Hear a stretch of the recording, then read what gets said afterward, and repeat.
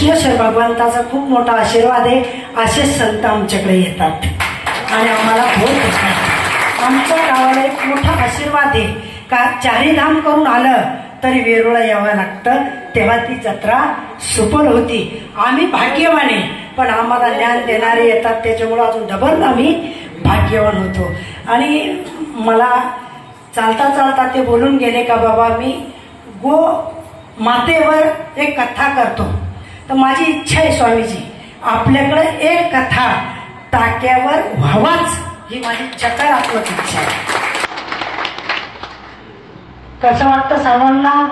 झाली पाहिजे का नाही? कधी